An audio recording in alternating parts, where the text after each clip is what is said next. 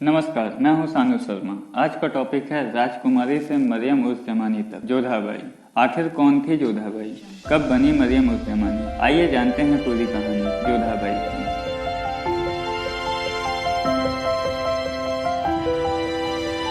नमस्ते, मैं जोधाबाई हूँ। आज का टॉपिक मेरे बारे में है। अगर आपको मेरी कहानी पसंद आए तो वीडियो को लाइक, शेयर और चैनल को सब्सक्राइब कर लीजिएगा, क्योंकि आपका प्यार बहुत जरूरी है।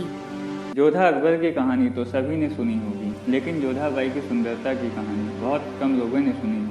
जोधाबाई इतनी खूबसूरत थी कि उन्हें जो भी घूर कर देख लेता था, अकबर उसे वहीं पर कड़ी सजा दे देते थे। ये सजा ऐसी होती थी कि उनकी पुश्तें हमेशा याद रखती थी। जोधाबाई एक राजपुतानी थी जिन्हें हरकाबाई, हीर कुंवर और भी कई नामों से जाना जाता था। महलों में पलने बढ़ने वाली जोधाबाई का इतिहास काफी रोचक है। आइए जानते हैं कौन थी जोधाबाई। जोधाबाई जयपुर के राजपूत आमेर रियासत के राजा भारमल की सबसे बड़ी बेटी थी। जोधाबाई का जन्म 1542 ईस्वी में आमेर में हुआ था, जो इस समय जयपुर के नाम से जाना जाता है। राजकुमारी जोधा को राजा भारमल ने बहुत प्यार से पाला। राजा ने उन्हें एक बेटे के तरीके रखा, उन्हें हर परिस्थितियों से लड़ना सिखाया और उनकी देखभाल एक लड़के से भी ज्यादा करते थे। राजा भारमल ने अपनी बड़ी बेटी जोधा पर बहुत भरोसा करते थे। जोधाबाई रूपवती होने के साथ साथ अपने व्यापारिक कुशलता के लिए भी जानी जाती थी। आखिर कब हुई थी मुगल बादशाह के साथ जोधा की शादी? आइए जानते हैं इसके बारे में।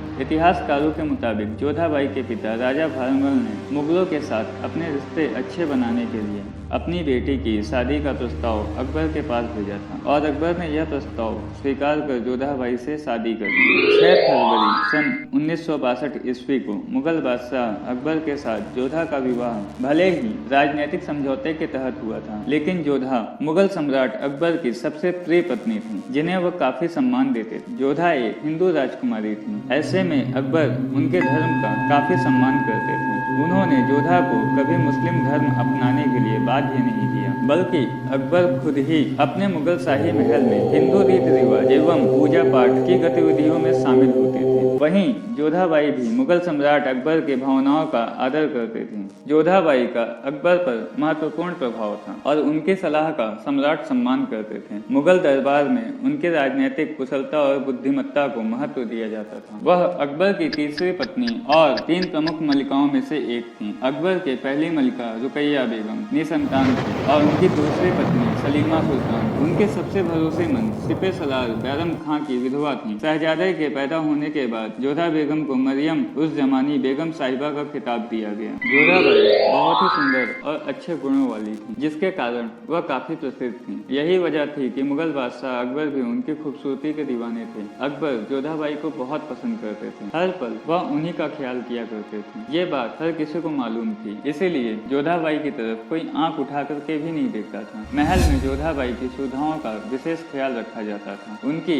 हर एक ख्वाहिशों को पूरा किया जाता था। कब और कैसे हुई थी जोधाबाई की मौत? आइए जानते हैं। कुछ इतिहासकार जोधा की मृत्यु का कारण बीमारी बताते हैं, तो कुछ इतिहासकार इनके लिए कुछ अन्य कारण मानते हैं। कुछ लोगों का मानना है कि जोधाबाई की मृत्यु न तो बीमारी से और न ही किसी दुर्घटना के कारण हुई थी। कई इतिहासकारों का मानना है कि जोधाबाई अपने बेटे सलीम के कारण दुखी और तनावग्रस्त थी। वह अपने बेटे सलीम के कुकर्मों और अत्याचारों से परेशान थी। जब जोधा के बेटे सलीम यानी जहांगीर ने अपने पिता अकबर से बगावत कर दी थी, तब से ही जोधा सदमे में चली गई थी। अकबर की मृत्यु के बाद वह मानसिक रूप से बीमार रहने लगी थी। जोधाबाई की मृत्यु 16 जून सन 1623 ईस्वी को आगरा में हुई थी। जोधाबाई की मृत्यु 80 वर्ष की उम्र में हुई थी। उनकी मृत्यु अकबर की मृत्यु के 17 साल बाद हुई थी।